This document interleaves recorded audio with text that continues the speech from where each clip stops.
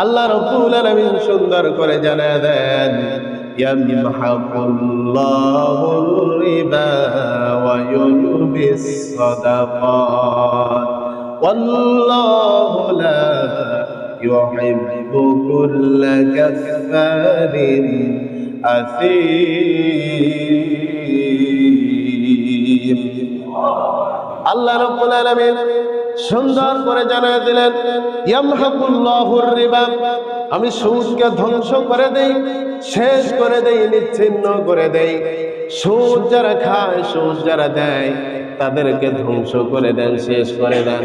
তাদের জীবনের যত আমল আছে, তাদের জীবনের যত ইবাদত আছে, তাদের জীবনের যত বন্দেগী আছে, সমস্ত আমল ইবাদত বন্দেগী গুলো আরশের মালিক আল্লাহ শেষ করে দেন। বলি নাউযুবিল্লাহ। পরের শব্দে আল্লাহ রাব্বুল আলামিন আরো সুন্দর কথা বলেছেন, ওয়া ইউরবিস সাদাকাত, আর যারা সাদকা করে, আর যারা দান করে, আমি আল্লাহর রাস্তায় খরচ করে, আমি আল্লাহ রাব্বুল আলামিন আমার ওই সমস্ত বান্দাদের দান সাদকা গুলো আরো বহু গুণে বাড়িয়ে দেয়। তাহলে আমরা যে দান করি, সাদকা করি, যত ভালো কাজ করি, এই ভালো কাজগুলোরে আরো যিনি বাড়িয়ে দেন, সকলে বলেন তিনি কে? আমার ভাইয়েরা, মনোযোগ কামনা করছি। আল্লাহ রাব্বুল আলামিন কি জানাইতে চাইলেন? বান্দারে, তোমরা যে দান করো, সাদকা করো, তোমাদের দান সাদকাকে আমি আল্লাহ রাব্বুল আলামিন বর্জিত করে দেই। কেমনে বর্জিত করে দেন? কিভাবে বর্জিত করে দেন? আল্লাহ রাব্বুল আলামিন বলেন, মান জাআ বিল হাসানাতি ফালাহু আশরু আমসালিহা ওয়া মান জাআ বিস সাইয়্যাতি ফালা ইউজা ইল্লা মিসলাহা ওয়া হুম লা ইউযলামুন।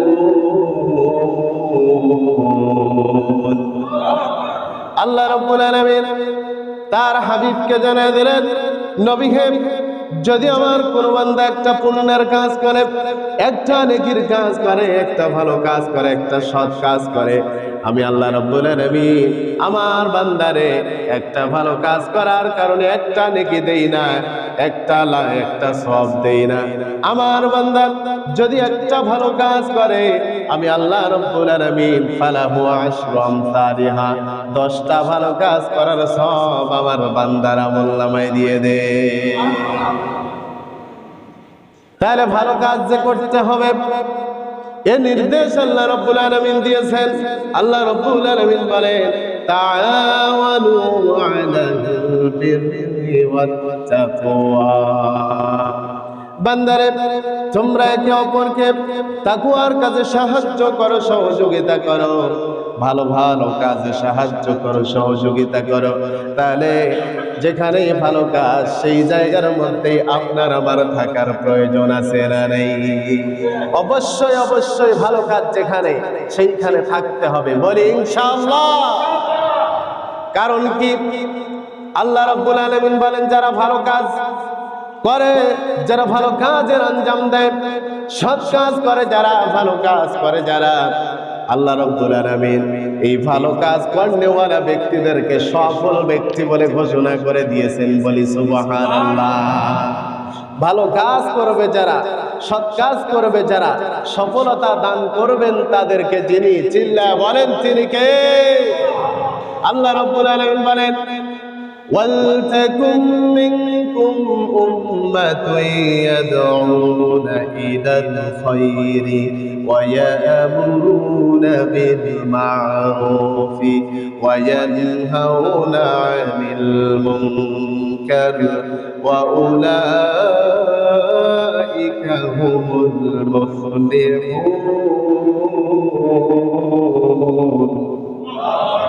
আল্লাহ রাব্বুল আলামিন বলেন, ওয়ালতাকুম মিনকুম উম্মাহ, তোমাদের মধ্যে এমন একটা দল থাকবে, এমন একটা জাতি থাকবে, এমন একটা গোষ্ঠী থাকবে, এমন একটা সংগঠন থাকবে, ইয়াদউনা ইলাল খায়র, তারা মানুষকে কল্যাণের দিকে ডাকবে, তারা মানুষকে মঙ্গলের দিকে ডাকবে, তারা মানুষকে সতের দিকে ডাকবে। বলি সুবহানাল্লাহ। তাহলে এমন একটা দলের প্রয়োজন যে দল মানুষকে হকের দিকে ডাকবে, বাতিল সমস্ত প্রকার কাজ থেকে বিরত রাখার জন্য প্রচেষ্টা করবে। এমন একটা দলের সংগঠনের প্রয়োজন এবং সাথী হওয়ার দরকার, প্রয়োজন আছে না নাই? এই জন্য সাথী হতে হবে, কর্মী হতে হবে। আল্লাহ দ্বীন কায়েমের আন্দোলনের দরকার, প্রয়োজন আছে না নাই? এই জন্য আল্লাহ রাব্বুল আলামিন বলেন, তোমাদের মধ্যে এমন একটা দল থাকবে, এমন একটা জাতি থাকবে, এমন একটা গোষ্ঠী থাকবে, এমন একটা সংগঠন থাকবে, ইয়াদউনা ইলাল খায়র, তারা তাদের হাত দ্বারা মানুষকে কল্যাণের দিকে ডাকবে, মঙ্গলের দিকে ডাকবে। ওয়া ইয়ামুরুনা বিল মা'রুফ, সৎ কাজ করবে, সৎ কাজের আদেশ দিবে। ওয়া ইয়ানহাউনা আনিল মুনকার, এবং অসৎ কাজ নিজেও করবে না, অন্যকেও করতে দিবে না। যত প্রকার অসৎ কাজ রয়েছে সমস্ত প্রকার অসৎ কাজে বাধা প্রদান করবে। আল্লাহ রাব্বুল আলামিন এই সমস্ত ব্যক্তিদের ব্যাপারে বলেন, ওয়া উলাইকা হুমুল মুফলিহুন।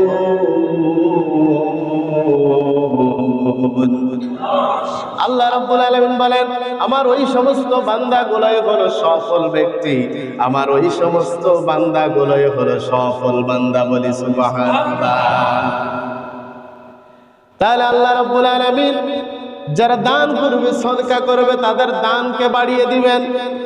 আর সুদ খাবে যারা, সুদখোর হবে যারা, তাদের সমস্ত আমলগুলো শেষ করে দিবেন, ধ্বংস করে দিবেন, ধূলিসাৎ করে দিবেন। তাহলে বলেন তো, আমরা যারা সালাত আদায় করতে আসলাম, নামাজ আদায় করতে আসলাম, বলেন তো এই যে আল্লাহর ঘর মসজিদ, এত সুন্দর মসজিদ নির্মাণ করেছেন, এই মসজিদ নির্মাণ করতে যে আমাদের টাকা পয়সা লাগছে কি লাগে নাই? এই এলাকার প্রত্যেকটা মানুষের আর্থিক সহযোগিতা এখানে আছে।